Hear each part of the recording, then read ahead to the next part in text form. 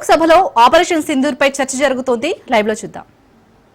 नहीं कहा कि बेसारन में जहां पर 1000 लोग जाते हैं, खुशियां मनाते हैं, कैसे 5 दहशतगर्द वहां पर जाकर 26 लोगों की गोलियों से छलनी करते हैं. ये सूचना रक्षा मंत्री ने नहीं दी. यही है सूचना का युद्ध कि इतनी जानकारी देते हैं कि कभी कभी सवाल पूछना भी भूल जाते हैं. और आज ये है हमारे विपक्ष का कर्तव्य कि हम सवाल पूछेंगे देश हित में, राष्ट्र हित में. आज देश ये जानना चाहता है कि वो 5 दहशतगर्द कैसे घुसे और उन दहशतगर्दों का भी मकसद था.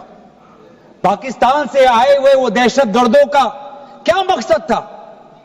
उनका मकसद था कि जम्मू कश्मीर की अर्थव्यवस्था को तनाव करना, विनाश करना. उनका मकसद था कि भारत देश में एक सांप्रदायिक वातावरण का जन्म देना. उनका मकसद यह था कि भारत और पाकिस्तान का एक हाइफिनेशन होना. यह था उनका मकसद. लेकिन सर, मुझे दुख है कि आज राजनाथ सिंह जी ने सैनिकों की बात तो की, लेकिन जो हमारे भारत की जो आवाम है, जो जनता है, जो उन्होंने पाकिस्तान के दहशतगर्दों का पूरी जो मंशा है उस पर उन्होंने पूरा नकारा. और हम एकजुट रहे. मुझे भारतीय होने का गर्व है. हमने देखा बेसारन में कि किस प्रकार से जम्मू और कश्मीर के लोगों ने पूरे देश भर से आए हुए जितने भी पर्यटक थे उनकी मदद की. हमने यह देखा कि किस प्रकार से देश भर के जो पर्यटक जो जम्मू कश्मीर में थे उन्होंने अपने जम्मू कश्मीर के भाइयों को धन्यवाद दिया.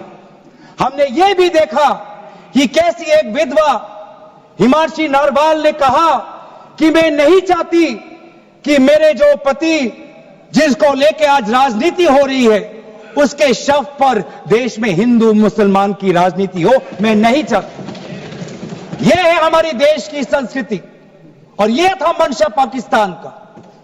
और मैं ये भी गर्व महसूस करता हूं कि सारे विपक्षी राजनीति दल हम सब एकजुट होकर, राहुल गांधी जी ने एक साफ साफ कहा कि हम सरकार के साथ हैं और सरकार को पाकिस्तान को एक ठोस मजबूत कदम देना ही पड़ेगा. लेकिन देश ये भी जानना चाहता है, वे 26 लोग जो जिनके परिवारों में आज कोई गुजर गया, वे ये भी जानना चाहता है कि 100 दिन गुजर गए और वे 5 दहशतगर्दियों को यह सरकार पकड़ नहीं पाई.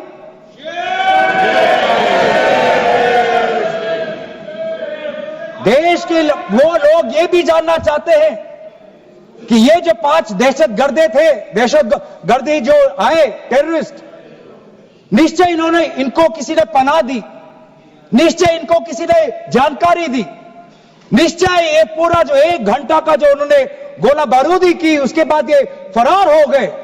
उनको फरार होने में भी किसी ने उनकी मदद की. और आज भी ये 100 दिन हो गए और सरकार के पास कोई जवाब नहीं.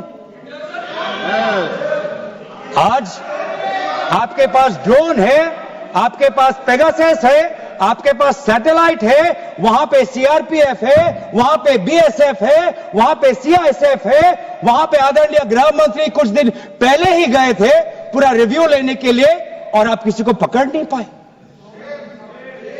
ये कैसी है? ये कैसा बंदोबस्त?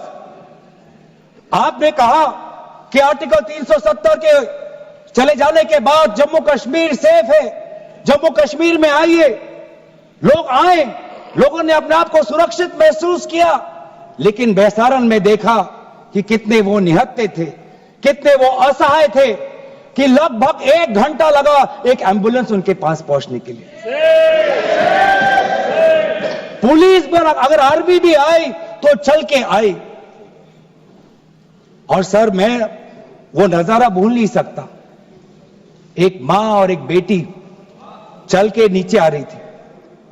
एक भारत के सिपाही को देखा और सिपाही को देखकर वो रो पड़े.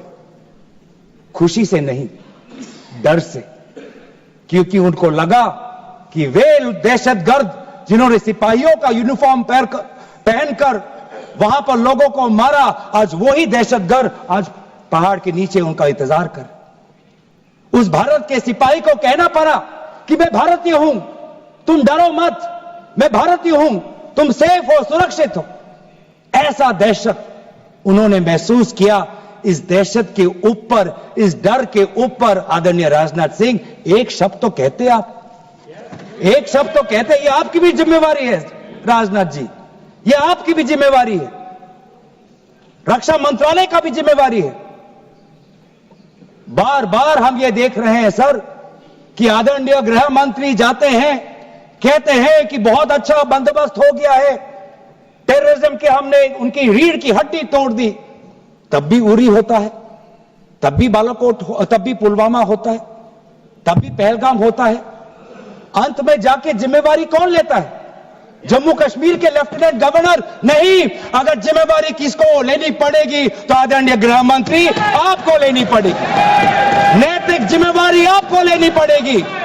आप लेफ्टिनेंट गवर्नर के पीछे नहीं छुप सकते, आप लेफ्टिनेंट गवर्नर के पीछे ये केंद्र सरकार नहीं छुप सकती, क्योंकि गृह मंत्री खुद वहां पे थे कुछ ही हफ्ते पहले, खुद उन्होंने सिक्योरिटी का रिव्यू लिया कि आपके पास जानकारी नहीं थी। और सर ये सरकार इतनी कमजोर, ये सरकार इतनी बुज़दिल कि आज उन्होंने इस सर में, क्योंकि उन्होंने अगर इसका किसी का दोष दिया तो टूर ऑपरेटर्स को दोष दिया कि टूर ऑपरेटर्स बिना अनुमति के द्वारा, बिना लाइसेंसेस के द्वारा लोगों को बेसहारन ले जा रहे, हमें तो पता ही नहीं था। ये है इनका कारण, ये बताना चाहते हैं। तो सर यही तो दुख की बात है कि कहीं ना कहीं एक सरकार में एक अहंकार आ चुका है। इंटेलिजेंस और सिक्योरिटी जो फ्रेमवर्क है, एस्टैब्लिशमेंट है, जो लोग हैं जो निर्णय लेते हैं इंटेलिजेंस और सिक्योरिटी की, आज उनमें एक अहंकार आ गया है कि चाहे जितनी भी बड़ी गलती हो उन पर कोई सवाल नहीं उठा सकता। लेकिन आज हम सवाल उठा रहे हैं, आज हम सवाल उठा रहे हैं, आज हम सवाल उठाएंगे। प्रधानमंत्री मोदी जी, आपको अब सऊदी अरब में थे, आप जब वापस आते आपका पहला नैतिक कर्तव्य होता कि पहलगाम आप जाते, लेकिन आप पहलगाम नहीं गए, एक सरकारी कार्यवाही के लिए आप बिहार गए और चुनावी भाषण दिया। देश के मुखिया सऊदी अरब में थे, पूरा कार्यक्रम उन्होंने संपूर्ण किया, वापस आए और वो पहलगाम भी नहीं जा पाए और बिहार में जाके चुनावी भाषण दे रहे हैं। अगर पहलगाम में कोई गया तो हमारा नेता राहुल गांधी गया। अगर पहलगाम में जो लोगों की मृत्यु हुई उनके लिए अगर शहादत की मांग कोई कर रहा है तो हमारा दल का नेता राहुल गांधी कर रहा है। राहुल गांधी जी बदामी के कंटोनमेंट में गए। सर मैं बोलूं, sir house in order, sir house in order में, sir house is not in order में रहेगा सर। टाइम लेकिन आप तथ्यों पे बोलें, गलत सूचनाएं नहीं दे सदन में, गलत सूचनाएं नहीं मत दे। हम बोलिए इसके ऑर्डर में लाइए सर। कोई सदन में गलत तथ्य नहीं रख सकते आप। सर मैं बोलूं सर, कैमरा आएगा मेरे पे। धन्यवाद। आदरणीय अध्यक्ष महोदय, आदरणीय अध्यक्ष महोदय, अब बात आती है ऑपरेशन सिंदूर की। आज मैं राजनाथ सिंह जी का भाषण सुन रहा था, मुझे पता नहीं चल रहा था कि राजनाथ सिंह जी जो भाषण दे रहे थे वो किस समय का उजागर कर रहे थे, वो किस समय का उजागर कर रहे थे, वो किस समय का उजागर कर रहे थे।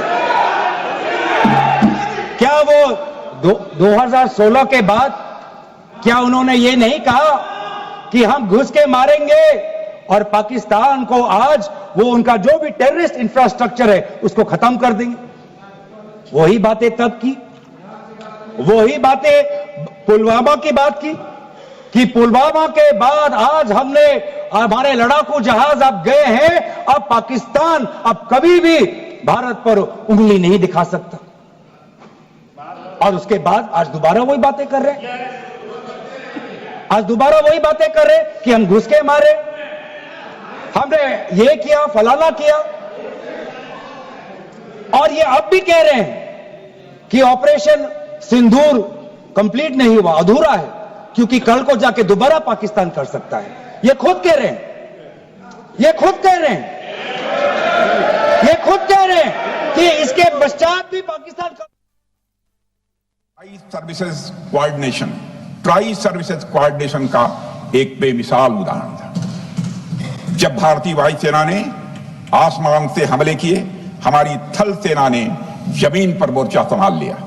हमारे जवान नियंत्रण रेखा पर पूरी ताकत से डटे रहे और पाकिस्तान की हर हरकत का करारा जवाब दिया।